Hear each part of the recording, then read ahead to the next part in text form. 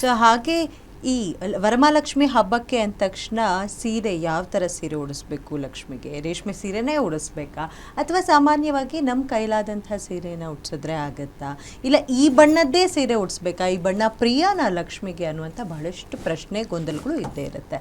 So ನೀವು ಬಣ್ಣದ ಬಗ್ಗೆ ಕೂಡ ವಿಶೇಷವಾಗಿ ಹೇಳೋದ್ರಿಂದ ಸೊ ಯಾವ ಬಣ್ಣದ ಸೀರೆ ಲಕ್ಷ್ಮಿಗೆ ಉಡ್ಸಿದ್ರೆ ಒಳಿತು ಅಂತ ಹೇಳ್ತೀರಾ? ಮತ್ತು ಸಿಲ್ಕ್ ಸ್ಯಾರಿನೇ ಅಂದರೆ ರೇಷ್ಮೆ ಸೀರೆನೇ ಉಡಿಸ್ಬೇಕಾ ಹೇಗೆ? ರೇಷ್ಮೆ ಸೀರೆ ಉಡಿಸಿದ್ರೆ ಉತ್ತಮ. ಯಾಕಂತಂದರೆ ರೇಷ್ಮೆ ಸೀರೆಗೆ, ಯಾಕಂದರೆ ನಾವು ಏನೇ ಪೂಜೆ ಮಾಡಬೇಕಾದ್ರೂ ನಾವು ಕೂಡ ಸಿಲ್ಕ್ ಸ್ಯಾರಿ ಅಂದರೆ ಅಪ್ಪಟ ರೇಷ್ಮೆ ಸೀರೆನೇ ಉಟ್ಕೊಳ್ತೀವಿ. ರೇಷ್ಮೆ ಹಾಕ್ಕೊಂಡಾಗ ನಮಗೆ ಯಾವ ದೋಷವೂ ಇರೋದಿಲ್ಲ ಅಂತ ಹೇಳ್ತೀವಿ, ರೇಷ್ಮೆಗೆ ಯಾವ ಒಂದು ದೋಷ ಇರೋದಿಲ್ಲ ಅಂತ ಹೇಳ್ತೀವಿ.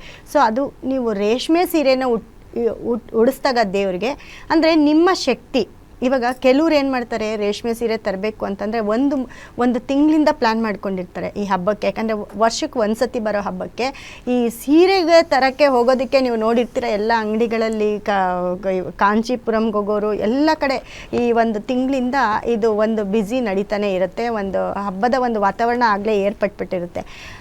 ಕೆಲವರೆಲ್ಲ ಏನು ಮಾಡ್ತಾರೆ, ಅವರ ಒಂದು ಶಕ್ತಿಯ ಅನುಸಾರವಾಗಿ 1000 ರೂಪಾಯಿಂದ ಹಿಡಿದು, ಅಂದರೆ 1000 ರೂಪಾಯಿ ಅಂತಂದರೆ 1000 ರೂಪಾಯಿಗೆ ಇವಾಗ ಅಪ್ಪಟ ರೇಷ್ಮೆ ಸಿಕ್ಕೋದಿಲ್ಲ. ಹಾಗೆ ನೋಡಬೇಕು ಅಂದರೆ ಒಂದು 5000 ಮೇಲೇ ಅಂತ ಹೇಳ್ತೀನಿ.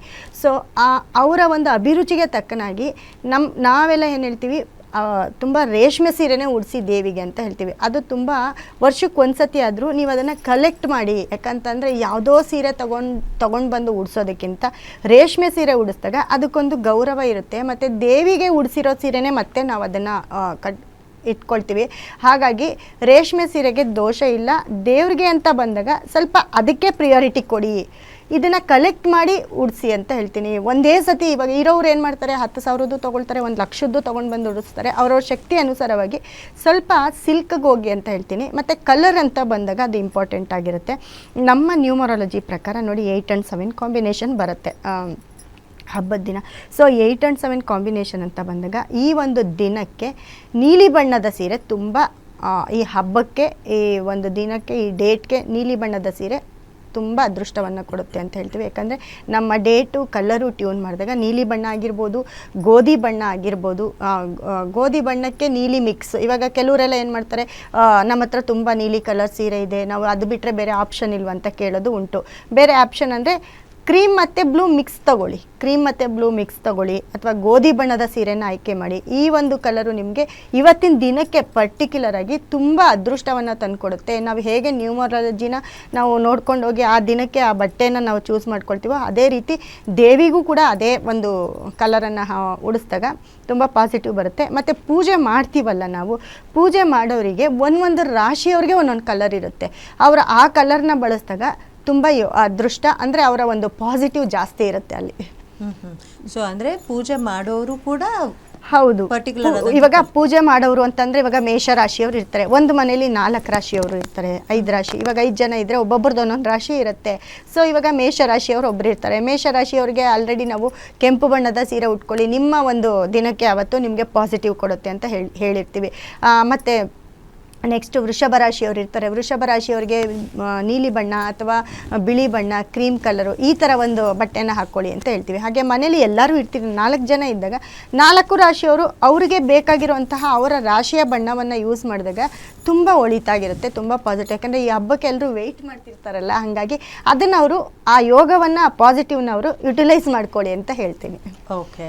ಸೊ ಗುರುಗಳೇ, ನೀವು ಕಳಸವನ್ನು ಹೇಗಿಡಬೇಕು, ಅದರ ಸಾಂಪ್ರದಾಯಿಕವಾಗಿ ಹೇಗೆ ಇಟ್ಟರೆ ಒಳ್ಳೆಯದು ಅಂತ ಹೇಳಿದ್ರೆ, ಸೊ ಲಕ್ಷ್ಮೀದೇವಿ ಅಂದ ತಕ್ಷಣ ಶ್ಲೋಕ ಪ್ರಿಯೆ ಕೂಡ ಹೌದು, ಹಾಗೆ ನೈವೇದ್ಯ ಪ್ರಿಯೆ ಕೂಡ ಹೌದು.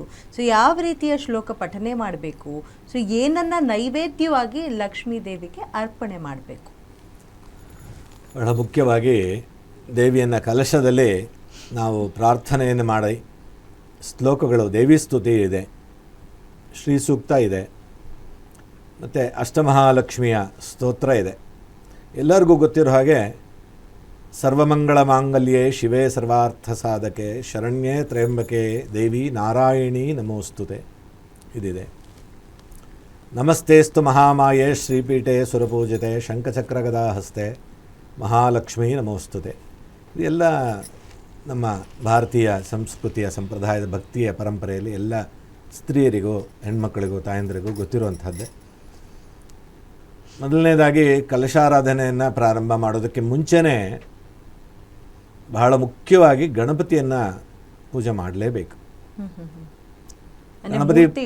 ಗಣಪತಿಯನ್ನು ಚಿಕ್ಕದಾಗಿ ಒಂದು ಹರಿದ್ರಾ ಮೂರ್ತಿ ಇಡ್ಬೋದು ಅಥವಾ ವಿಗ್ರಹ ಮೂರ್ತಿ ಆದರೂ ಇಡ್ಬೋದು. ಹರಿದ್ರಾ ಮೂರ್ತಿ ಅಂತಂದರೆ ಅರಿಶಿಣದಲ್ಲಿ ಗಣಪತಿಯನ್ನು ಗೋಪುರದ ಆಕಾರದಲ್ಲಿ ಮಾಡಿ, ಅಥವಾ ಅವ್ರಿಗೆ ಇಷ್ಟ ಆಯಿತು ಅಂತಂದರೆ ಗಣಪತಿಯ ರೂಪವನ್ನೇ ಅವ್ರು ಮಾಡ್ಬೋದು.